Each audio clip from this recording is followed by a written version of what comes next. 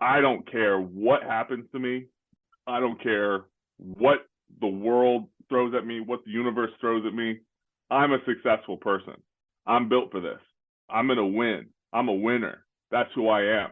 And at that time, I made the goal that I'm going to become an attorney. I want to be a lawyer. I am a lawyer. And instead of thinking of it as I got to grow into this person who is that, it's I am that person, and I got to pull that out of myself, right? Instead of making it this thing where you have to change yourself and kind of change your environment and change it, right? It's no, you're capable of this.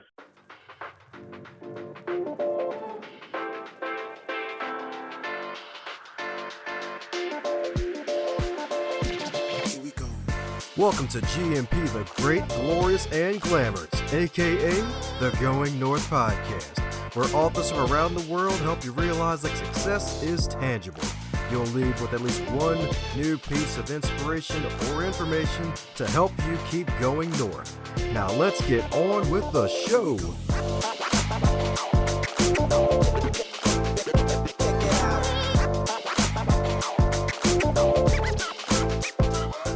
And today's review highlight comes from Michael Levitt, all the way from Canada. Or should I say Canada for those who like to be serious. Anyways, his review is a 5-star review titled, Dom's Energy Brings Out the Best in His Guests. What an amazing show! Dom's insightful questions and contagious energy makes this show a must subscribe. Thanks a bunch, Michael, for leaving that great 5-star review, my friend. And if you too haven't subscribed yet to this podcast, do so via the app that you're using, whether it's Apple Podcasts, Spotify, or YouTube.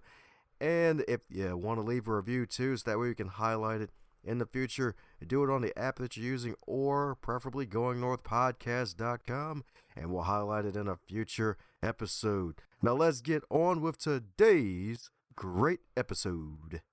And today on the Highlight Reel Builder for Authors, known as the Going North Podcast, we got another super special, awesome human for you today, my friends. That's right indeed, that's right indeed. This show is like a magnet for great humans from across the globe, and we got another one today, baby, because my goodness, my man knows how to ball in multiple ways, baby. That's right indeed, because my man right here, we got one heck of a guest right here. My man is a father, a husband, as well as an investigations attorney for a world-renowned law firm indeed. And he's got this super special awesome book coming out, baby, that is called Black Resilience, the Blueprint for Black Triumph in the Face of Racism. So let's give it up for the B, the A, the Braeden Anderson. How you doing today, Braeden?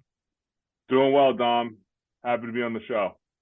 Woohoo! Happy to have you here, my man. That's right indeed. That's right indeed. That's right. From baller to lawyer. You love to see it. Absolutely. Yes, indeed, man. Yes, indeed. So, my goodness, as with all introductions, they're not allowed to be 500 days long, and I probably forgot maybe 499 days of your journey. So, mind giving us a bit of your backstory of how you got to where you are today, since it's your first time on the show? Yeah, for sure. So I grew up in Western Canada in a small town and had it a bit rough growing up.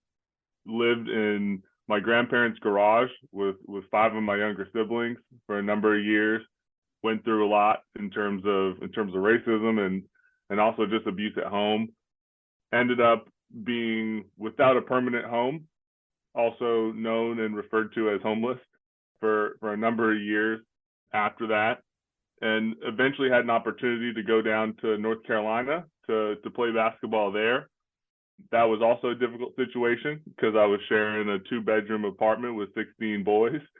So from there, and you deal with those kinds of things, right? Like what the definition of an opportunity is, I think depends on what you're accustomed to, right? So for me, having been living in my grandparents' garage with mice and everything else, and to living with 16 boys in a 2-bedroom apartment, that was actually a huge step up because there was the opportunity to get some awareness and some exposure on the basketball front. So I told my mom and my loved ones, I'm staying, right? I'm going to work this out, and I'm not leaving until I got a better opportunity.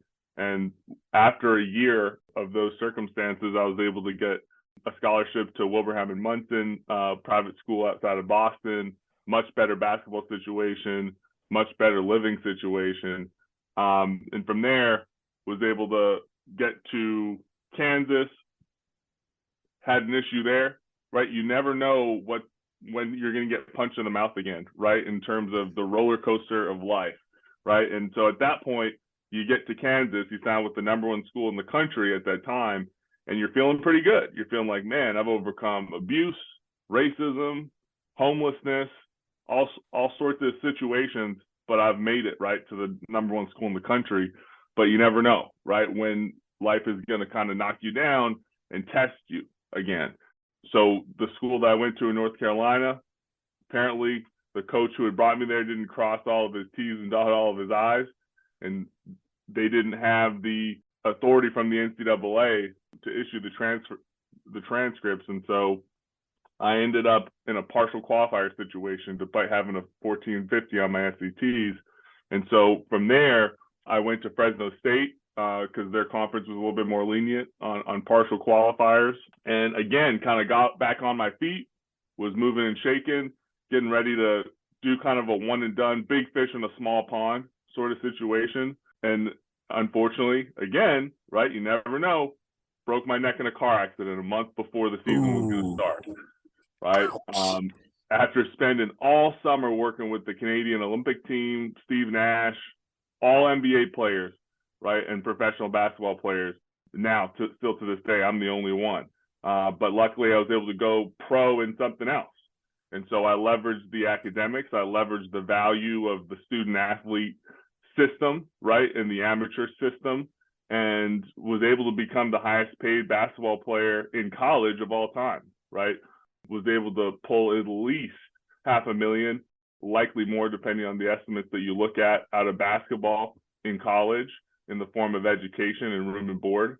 And from there, was able to get a job at one of the biggest law firms in the world. And, you know, the humble journey and story continues, right? Always ready for the challenge, the next obstacle that's going to come up. And I think what happens, Dom, is at some point you keep on overcoming these things. You just start feeling like, I'm built for this, right? I'm built for this. I'm ready. That's kind of where I'm at now. That's right indeed. That's right indeed. Because my man's still alive and well after that darn accident breaking your neck. Like, my goodness, man. I know my man's heartbroken at the time when that mess happened. For sure. And I mean, I know I went through a lot of things right there. So, you know, I think ultimately we can dive into different things and kind of unpack more of the story, kind of wherever you want to go with it. Yeah, man, definitely. So, my goodness. So, being able to actually parlay those setbacks into really a story forward of being one of the highest paid, if not the highest paid on record college basketball player, and then actually turn your academics and actually work for a wonderful law firm. Like, my goodness, like, how was that transition piece? Like, what even got you interested in law, something to study? Was that just a classic whole doctor lawyer thing that the parents put on us by default? It's like, hey, you got to be one or the other.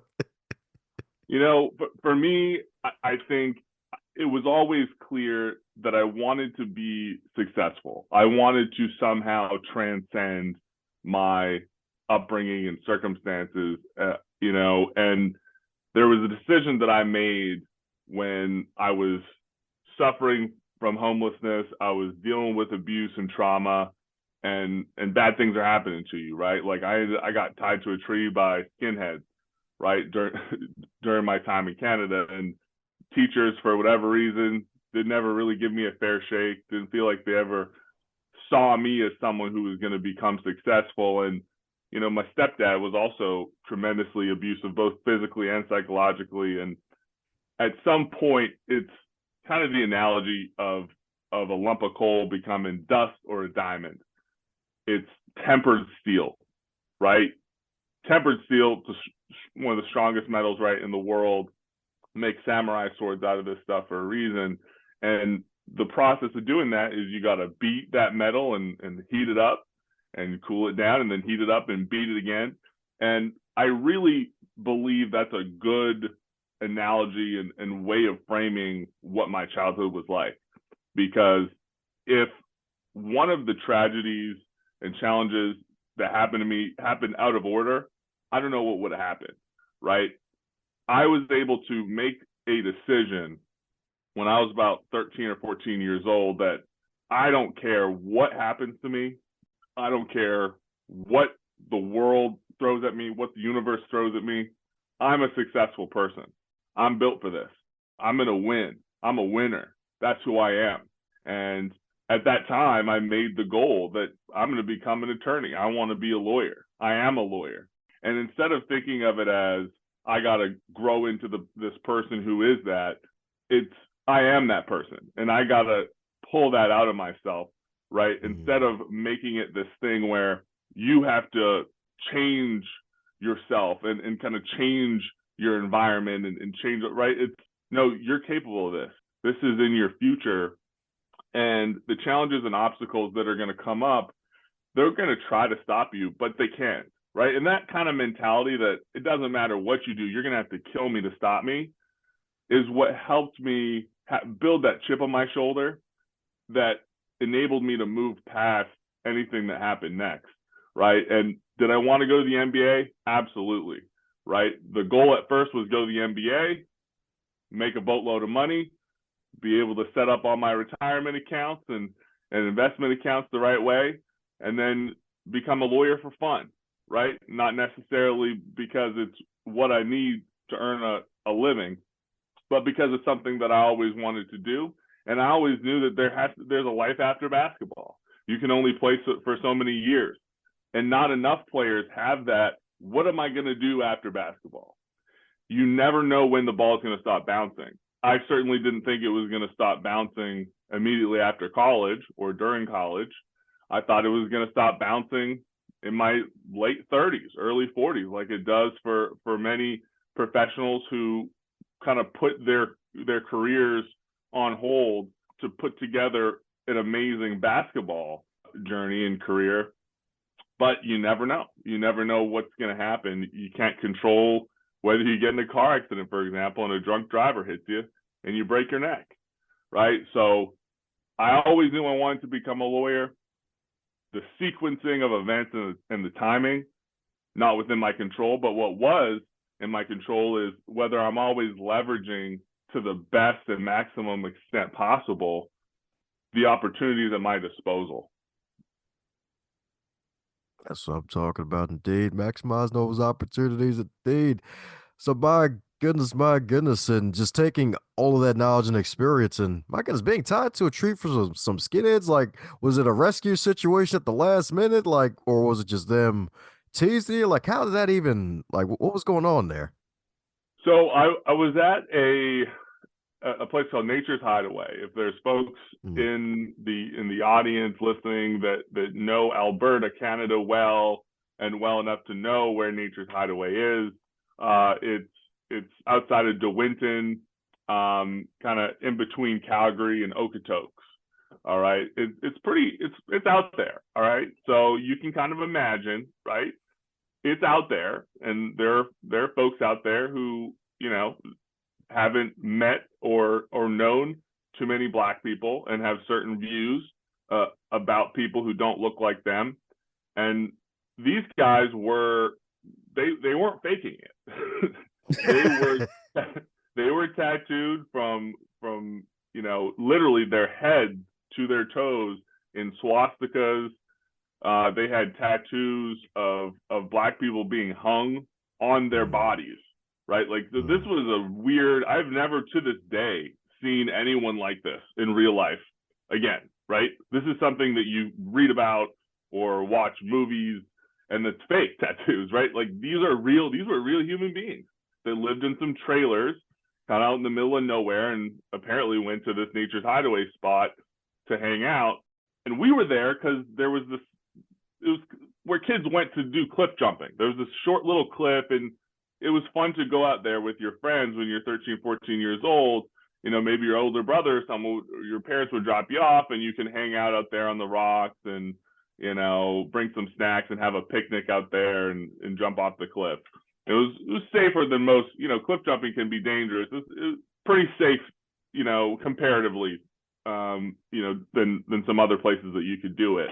And all of a sudden, we're hanging out, and we see this group of folks walking up, and right away, I'm just like, dang, right? Like, and I'm just trying to make myself scarce, just trying to, maybe they won't notice me, because I didn't know what they were going to do. I thought, best case scenario, they're going to start taunting us and saying stuff, and it'll suck, but we can get through it. But they did start with that, but then they started throwing rocks, right? And at first it was just annoying, but then they started hitting us with rocks. I was there with, can't remember how many friends, 5, 6, something like that. And it began to be pretty scary for them too, right? I was the only black kid there, but it became kind of scary. So they were tormenting them. You're hanging out with N-words, you're hanging out with blah, blah, blah, and, just that kind of taunting. And, after a while, we did have to start kind of moving away, right? We started to kind of walk away, then we started to kind of jog away, and they started chasing us.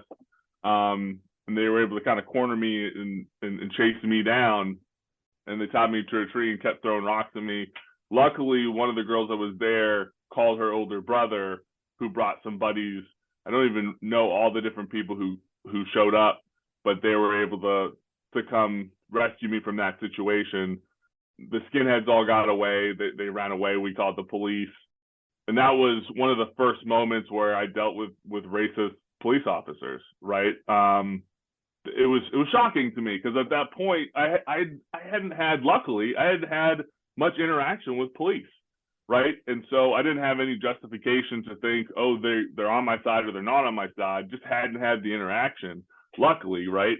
But the guy who showed up, I wish I remembered his name. Mustache, kind of classic, country western type cop, just didn't care, right? Like, just straight up just didn't care. And this is a serious crime that was committed here, right? Like, this is no joke. And I think at the time, even as a kid, you don't even really realize the magnitude of what just happened. Now today, I have a lot more insight and kind of perspective on that. But at the time, you're just like, dang. My biggest emotion, to be honest with you, Dom, was embarrassment, because this happened to me with my friends. It happened, I felt, because of me, because I was black.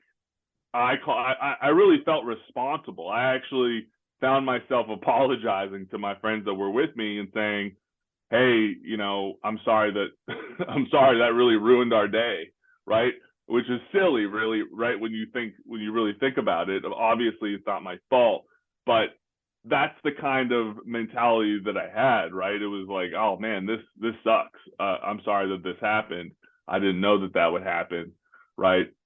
But luckily, I was able to escape that situation with my life, and luckily, nothing like that has happened again. But although those kinds of physically violent situations are rare, they do happen. And I think it's important for folks listening to know that is something that can happen, and it does happen.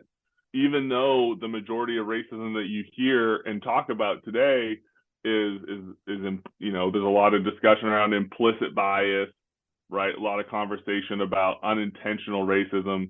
There are overt, physical acts of racism and violence that does occur. Yep, definitely can say that again. And glad you made it out, and glad your friends were able to save you back then, because my goodness, it would have been like an Emmett Till situation. You were freaking 13 at the time. Like, what the hell? Like, throwing rocks at a kid and time to a tree, stoning him like it's still the Old Testament. Like, what the hell? Like, that's not cool. Definitely not Yeah, cool. yeah, yeah. Yeah. Yeah, man. So my goodness, my goodness. And I guess that's one story that's a testament to this book that you decided to put pen to paper to, Black Resilience. And if I'm not mistaken, your first entry into the business of immortality with this book, right? Your first ever book? So I had a book that I put out actually in law school regarding blockchain and the regulation of digital assets. really short book. Definitely, just kind of me testing the waters and figuring things out. It was an article that I had written, a lengthier article that I converted into a book, right? Didn't really know what I was doing. It's a great book. It's short. Much of it is still true today, partly because we've made so few development in the blockchain and digital asset space. From a legislative and regulatory standpoint, much of it is still true, actually. That should be outdated by now, but it's unfortunately not. But this is my first serious book, right? Where you go through the process and you go through the learning and editing process of figuring out how to do that. It was a major journey trying to get Black resilience out there in a way that it can be consumed and distributed properly. Heard a lot of comments from publishers and literary agents that I feel to be just despicable. One of the comments that I received far too many times was that I should really write something else because I was directing the book to a Black audience, a Black reader, right? Many books are written to a white reader. That doesn't mean Black people can't buy them. Doesn't mean Asian people can't buy them. It just means that the author is speaking primarily to a white audience, right? Most books, if you read them, while they don't call out often, hey, white person, they are written with the white person in mind, right? And I thought it was really important to write a book directed to a Black audience because it's so rare.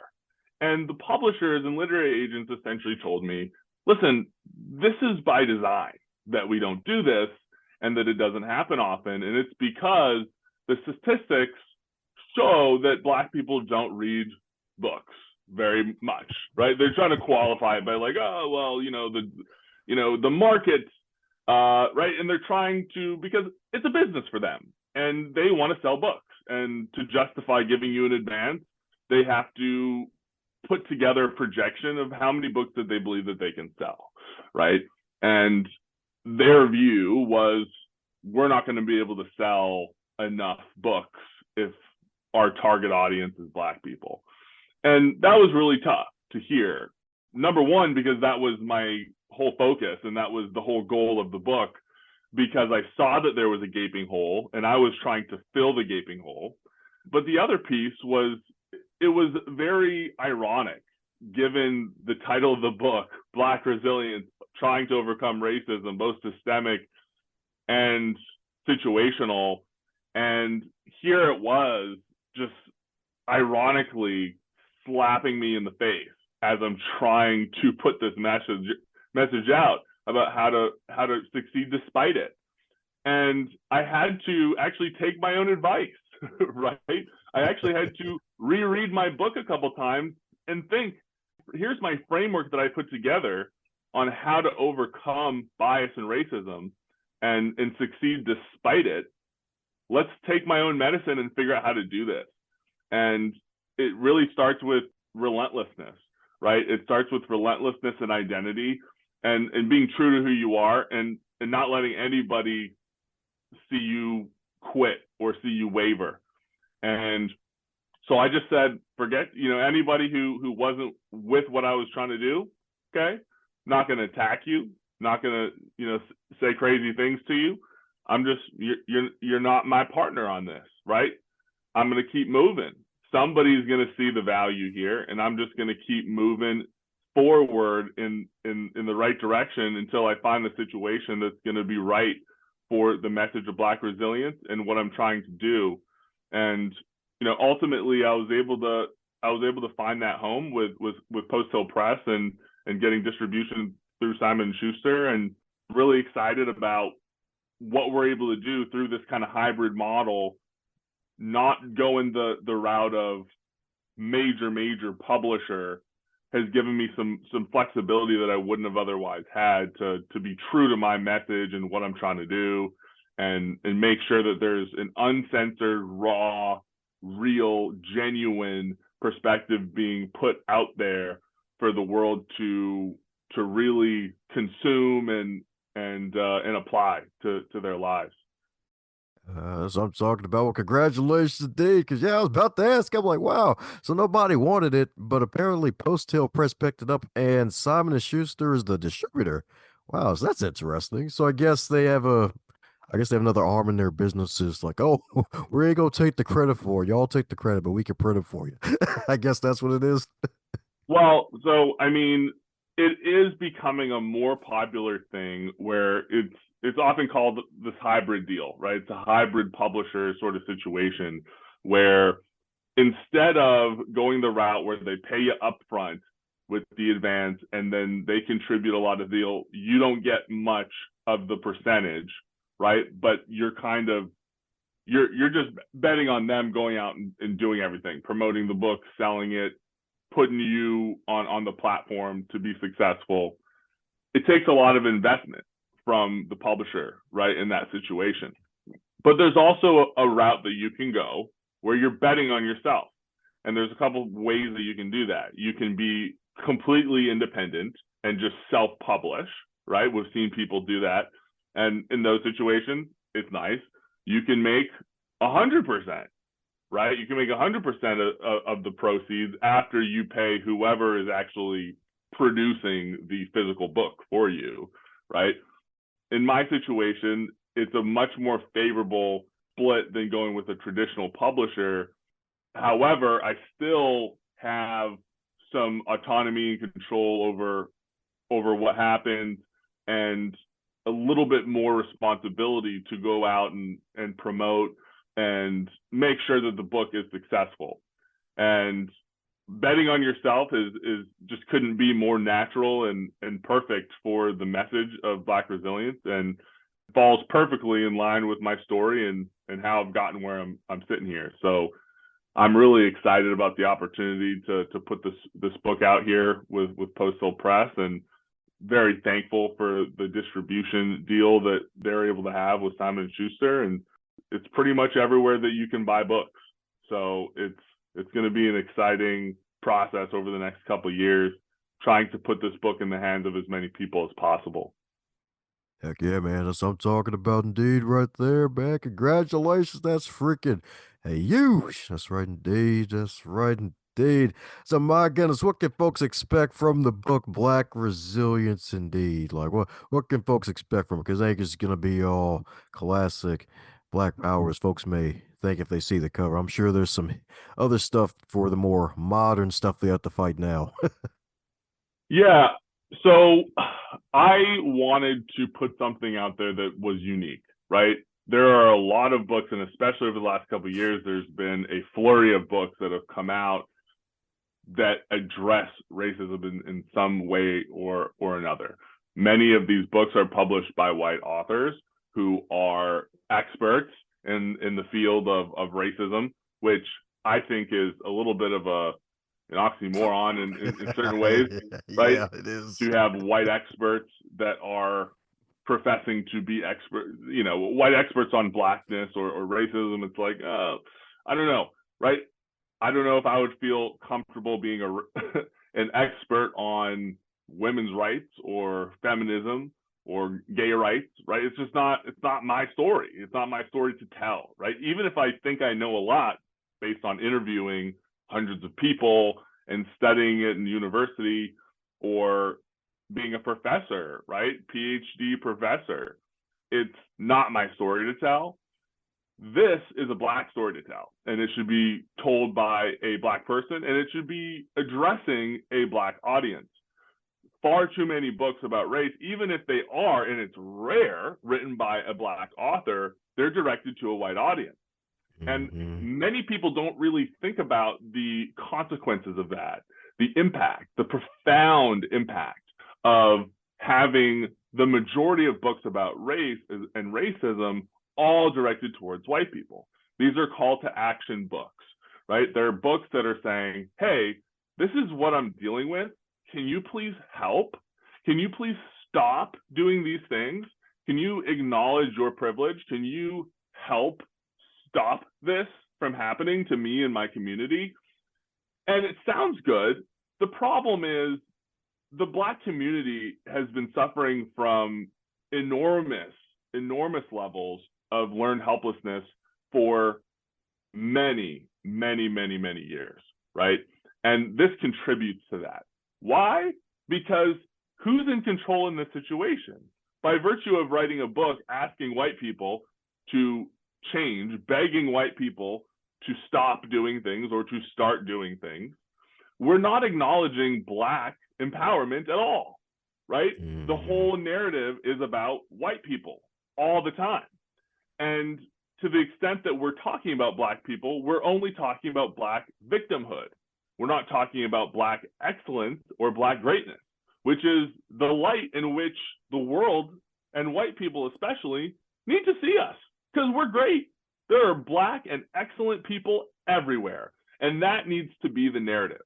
Because when that starts to be the focus more than Black victimhood, now the societal dynamic surrounding racism changes from this unwavering, relentless focus on victimhood and Black trauma and Black pain, and this consumption of Black pain like it's entertainment almost, right? Like the amount of videos that were consumed that depict Black murders by the hands of police officers for years, like it was disgusting. It's like, okay, enough, right? This isn't adding to the dialogue. Many would kind of hit back with, well, it's spreading awareness. Sure. At what cost? Okay, right? Like awareness is great. We've been doing an awareness campaign for a long time. It's not yielding results. There was a Pew Research poll that came out recently that said, despite all the increased attention on Black issues as a result of Black Lives Matter, almost 70% of Black people say, didn't change anything about my life, didn't improve my life, didn't do anything. Thanks for trying, didn't do anything, yeah. Right? Which is not surprising at all to me. And any Black person that you talk to, it's like, yeah, I mean, of course it didn't, right? And so, but like, that's not okay. That's not, like, we're trying to make progress. We're trying to take steps forward. And the only way that we can do that is by the Black community really huddling up and saying, let's talk. This is crazy. We need to talk. We need to have a huddle. We need to have a conversation. And we need to figure out what we can do to overcome this and win, regardless, because we shouldn't have to wait 100 more years, 200 more years for our race and for our people and communities to be able to win. I want to win now. I want to win so that my kids can watch me win and see that that can be them, that they can do this. Let me show my son, this is what you can do. Let me show my daughter, this is what you can do. And nobody can stop you, right? Racism, it hurts. It can hurt physically. It hurts emotionally. But don't let it break your spirit. Because if you're ultimately, Dom, think about this for a second, right? This gives me goosebumps when I think about this. If you're truly racist to your core, right? If you are truly a racist person, what would be your worst nightmare? What would be your worst nightmare? Your worst nightmare would be Black people who feel empowered that despite racism, that even with the enormous levels of systemic, situational, overt, unconscious racism that exists, that they can still win and that they will still win and that nothing can stop them. That's scary. That would terrify you as a racist person, that despite all the obstacles, despite all the issues in Black communities, that these people, that they still believe that they can win.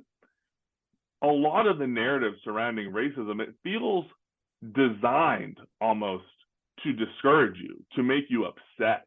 When you depict nothing but depictions of pain and failure, right? And victimhood. Here's all these ways that Black people are losing. Here's all these ways that Black people are disadvantaged. Here's all these ways that Black people are dealing with issues and aren't succeeding to the same level as white people.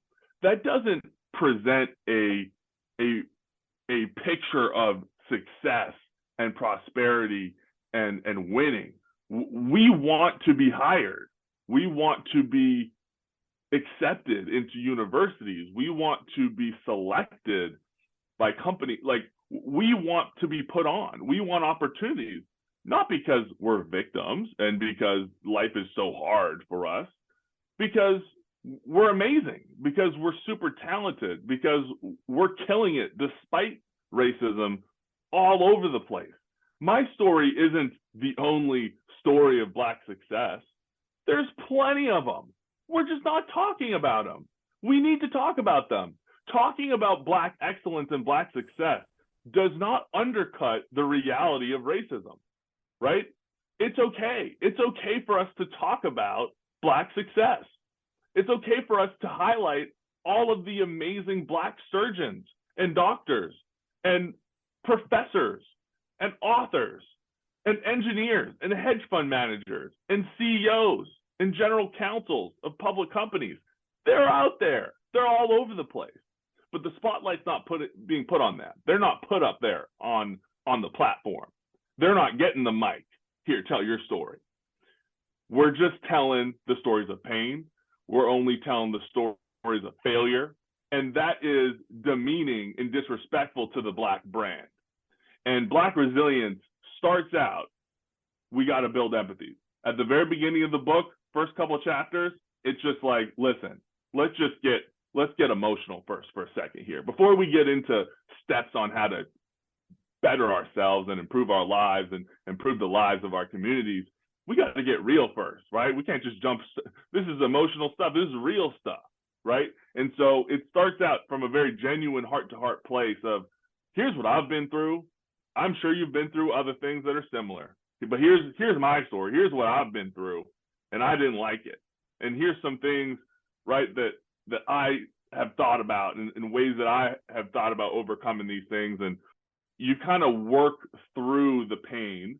And then once you work through the pain, you start to get to this place of healing, right? We have to talk about the pain, but we need to talk about the pain. Black people need to talk about the pain to each other, right? We don't need to be putting our pain and our victimhood out there for the world to gasp at. We're strong. We need to have a huddle, talk about what we're dealing with, figure out solutions and strategies to beat it, to beat the systems that are trying to put us down, and then focus. And, the majority of the book is on how do we figure this out, right? But it starts out kind of working through the pain a little bit and working through the issues that we're facing. And then we get into more situational, more objective and pragmatic ways to tackle the very specific issues that we're facing. And the first chapter that starts to do that revolves around identity. So bias, Dom, right? It's mostly somebody not accurately understanding who you are. They're filling in the gaps with stereotypes and beliefs that may or may not be true, right? And are often not true, right? They're filling those gaps in. They meet you. They don't know anything about you. They're like, hey, Dom, you're a Black guy. That's all I know.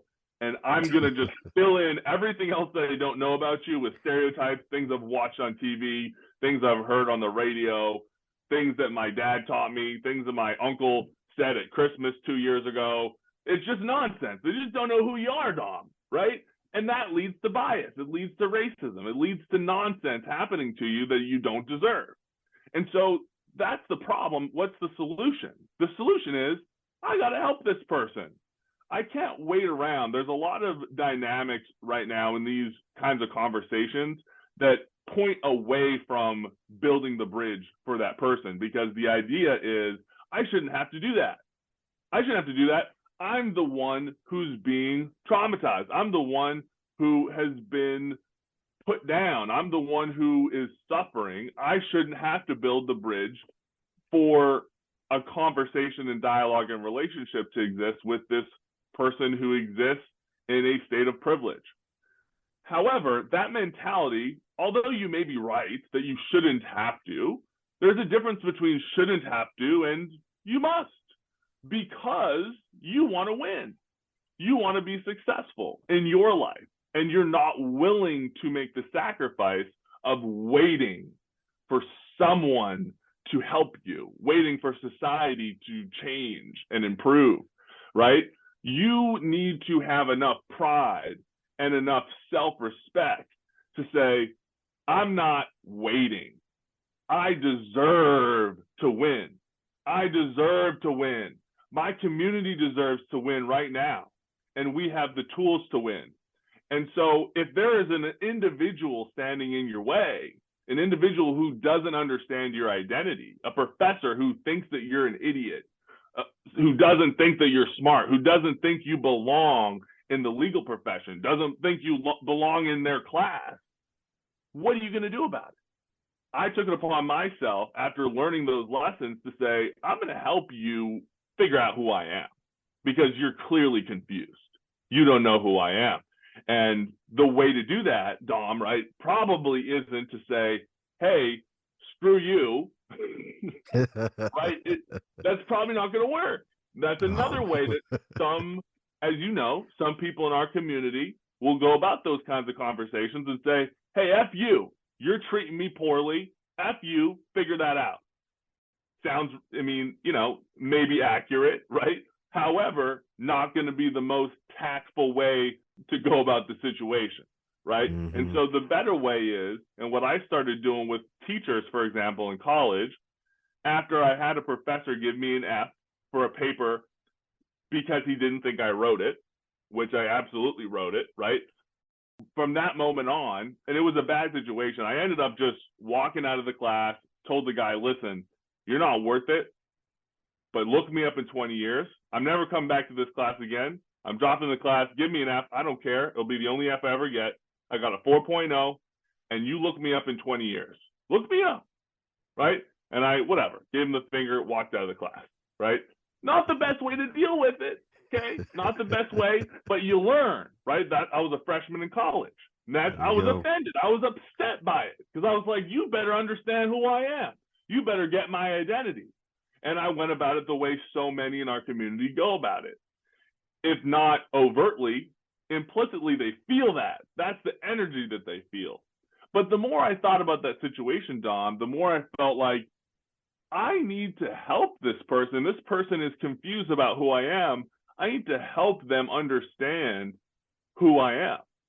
And so every class moving forward, I would have a conversation with the professor, and I'd say, hey, listen, at the beginning of class, right, each semester, I'd say, listen, I don't know what experiences you've had in the past with student athletes.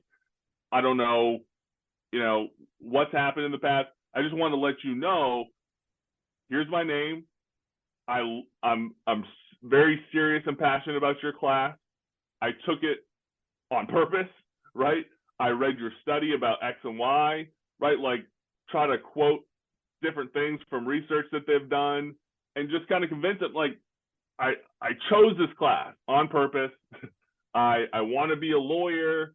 I'm serious about academics. Just opening up that dialogue to say, like, I care, right? I'm going to try to build this bridge to having a relationship with you and having you understand me.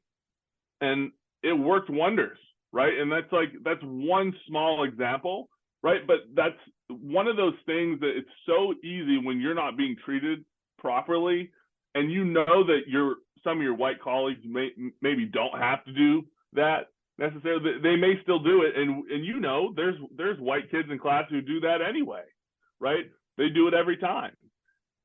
Why is that? Community, mentality, upbringing, culture. Their parents told them to do it. It's one of those things where when you build that bridge, it can make a difference, and you don't have to rely on their guesswork, right? You have to rely on, well, I hope my professor guesses correct about me, right? Yes, indeed. Yes, indeed. That's right, indeed. Because, yeah, life can be a guessing game at times. Just don't want to guess too much on certain areas. Definitely don't want to guess on too many areas. So, my goodness, man, since you're going to be on a tour promoting this wonderful book and all that it has to offer and more, is there a question that you wish folks would ask you more often on these interviews? You know, I think in terms of these kinds of interviews, I just love to naturally and organically move through the just how the conversation develops. But I think in terms of specific people who are thinking about these issues, it really becomes specific. I think when people really start to understand what Black resilience is about, they apply it to themselves and they think about what they can do to be resilient, to embody the message of Black resilience in their own lives. And almost everybody can, right? And when you start to think about it that way, and you start to kind of take inventory of the things that you can control in your own life, that's when it becomes really exciting. So I want to hear more from people who want to win, who maybe have set their sights lower than they're really capable of. That a lot of people do that. I've talked to so many people in our communities, Dom, that they're afraid to even verbalize what they truly want because they just think it's impossible. They think they won't let me do that. I was talking to a guy the other day, and he was pumping my gas, and we were talking, and he saw I was tall, and he's like, it looks like you played basketball and whatever. We got to talking, and I told him, oh, I did play ball. I'm a lawyer now, and he was just amazed by this, right? Just he was so happy for me. He was just beside himself about it because he knows how rare that is, right? And he knows a lot of people who played basketball. That's not that rare in our communities to play basketball in college, but it was rare to him to see someone leave that to become an attorney. And I said, listen, I use basketball as a vehicle. I was blessed to be able to play the game, but I use it as a vehicle to get to something else, right? To earn an education. And I told him I didn't want to let basketball use me. It uses a lot of people.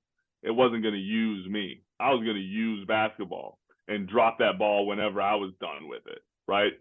Ball's not going to use me. And he was really interested by that, right? And he said something like at the end, man, I would love to be a lawyer, but they'll never let me do that. And it was really interesting. I was like, whoa, hold on, right? And I'm not trying to have too long of a conversation with this guy. I'm trying to get my gas and get going. But I was like, whoa, what do you mean by that, right? And he essentially was saying they was the world. He was like, they would never let me become an attorney, right? Not me. Won't let me do it.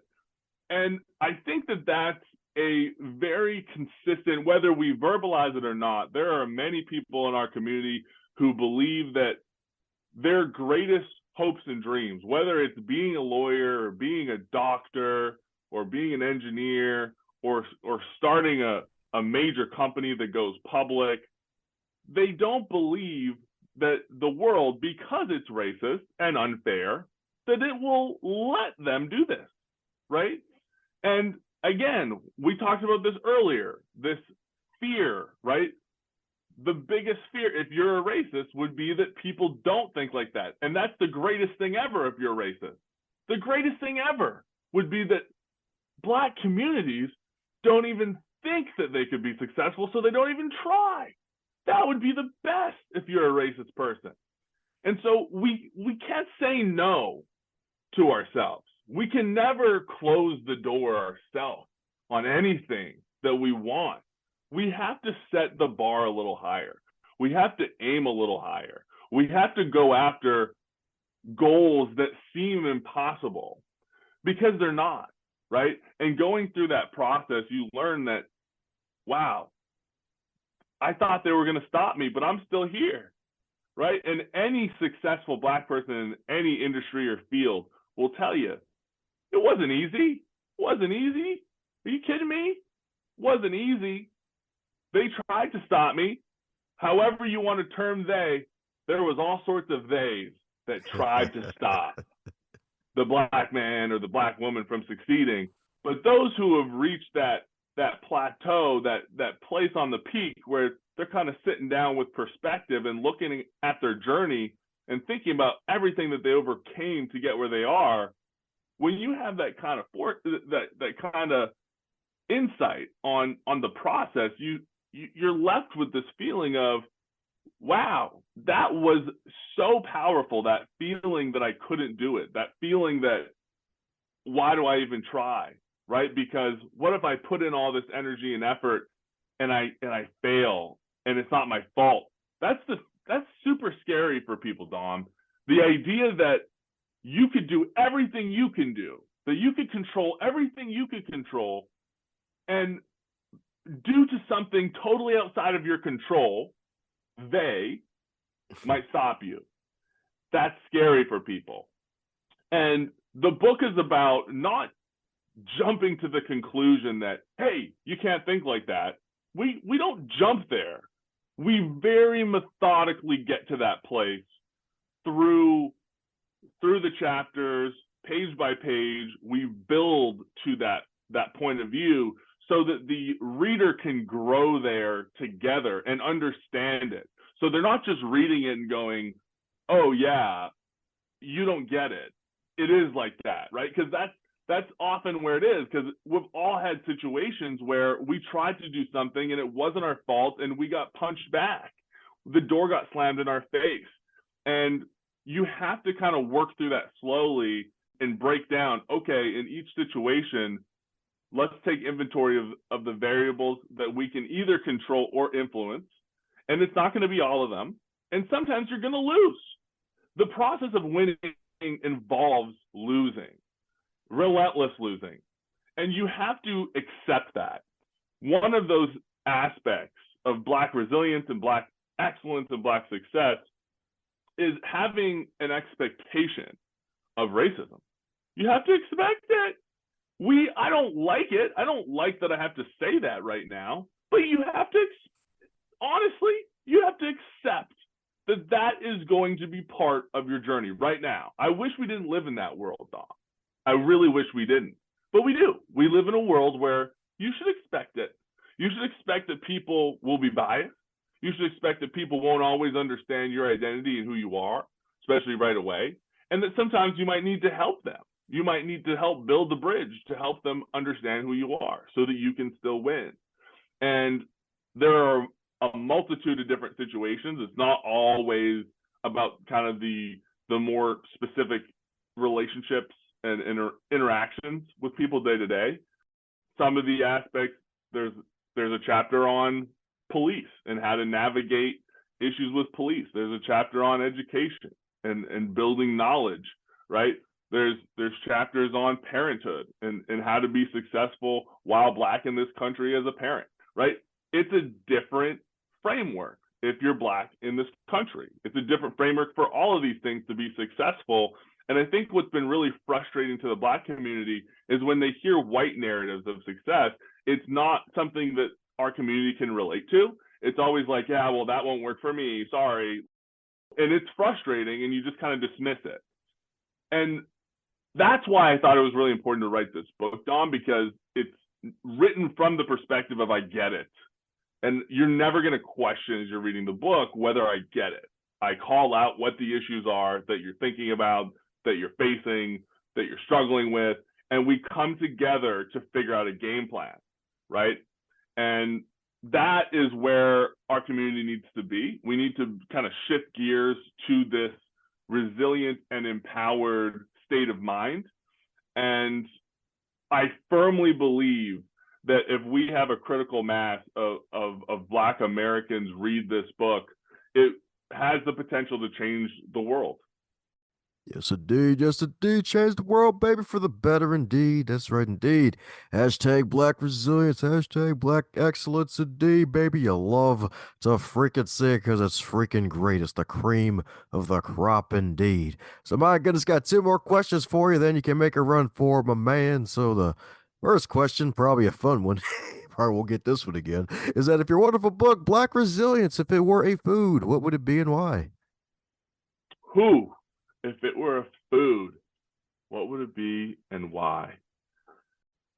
It would be a filet mignon because it's incredibly delicious and valuable, and it's the food you deserve, right? It's you deserve a filet mignon, right? And it's all about unleashing your inner power to eat whatever's your favorite food, right? So for me, it's filet mignon.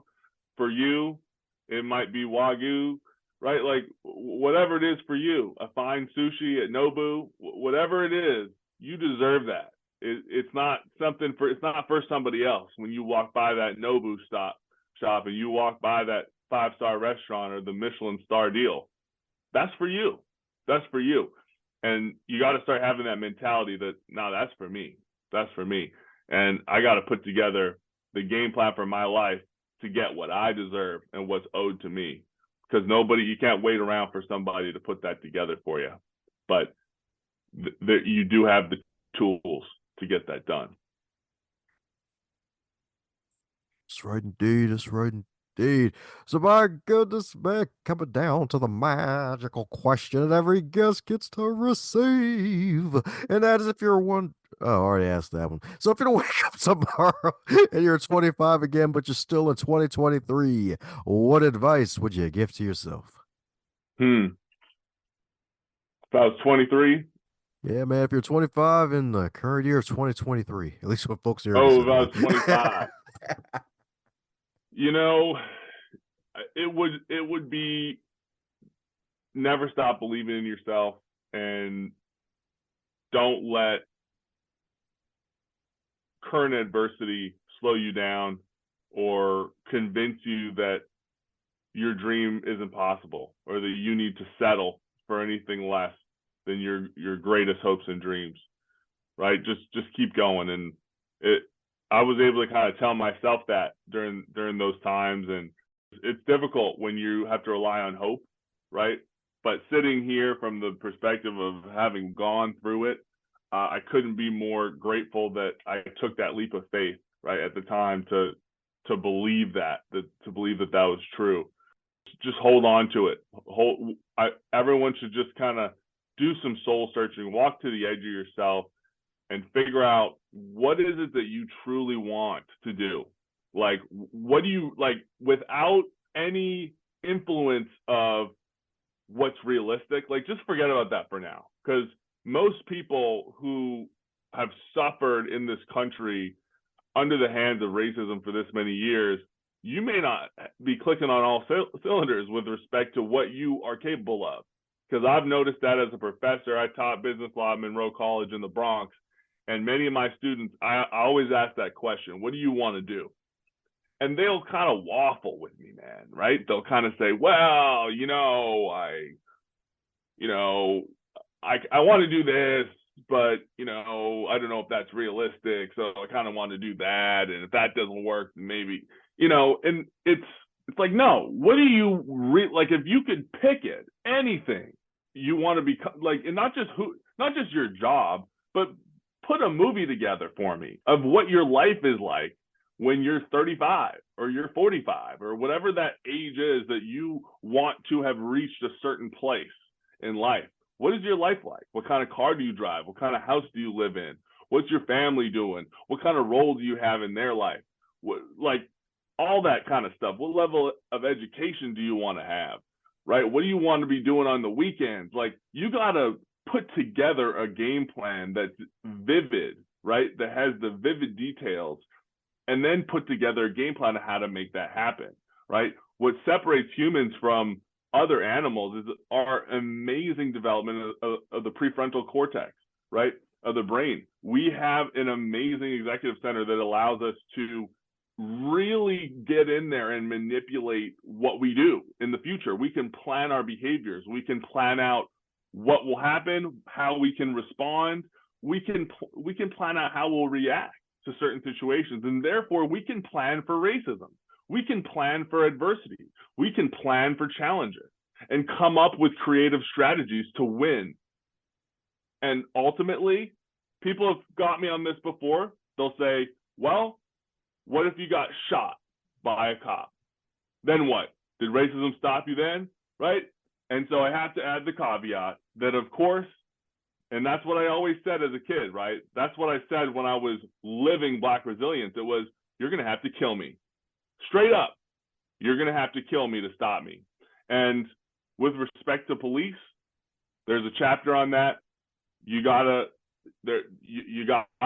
handle those situations the right way to protect your life, because that literally is the only way that you can be stopped from achieving your goals is if someone kills you, right?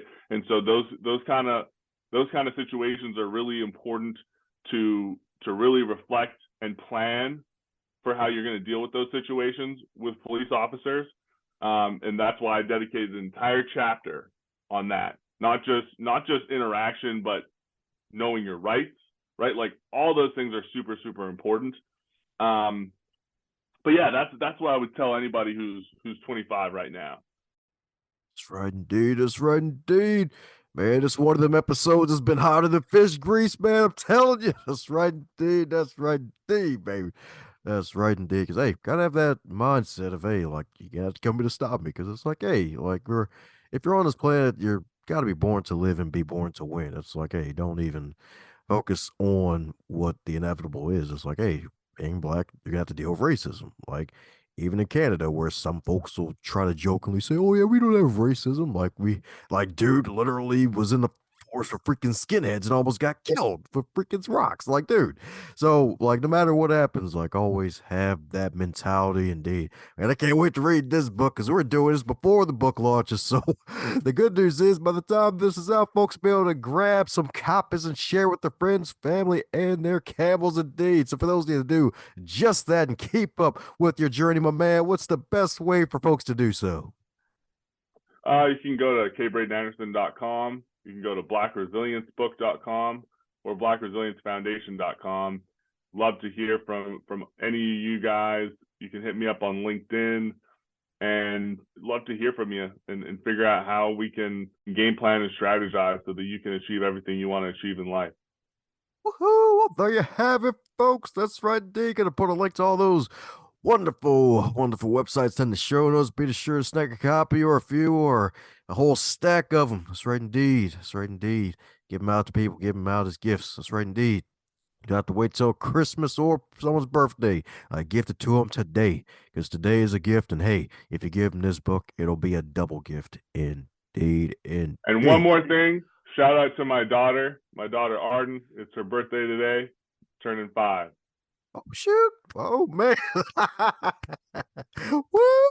Happy birthday, Arden, baby. I got a copy set aside for her birthday. She'll be able to read it in a couple of years. Sweet.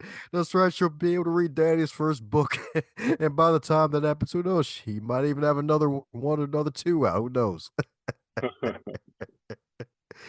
Sweet. So, any parting words before we close up shop, my man? Just one other thing would be work will win. Work will win when wishy-washy wishing won't. Thanks a bunch for tuning in and setting aside some of your time to listen to this wonderful podcast, Going North. If you really enjoyed what you heard, do me a solid and share this with your network and someone that you care about that would get something out of it too. And be sure to subscribe to hear more, and heck, even check out the backlog if you would like, because there are hundreds of episodes to choose from, and they just keep getting better and not butter.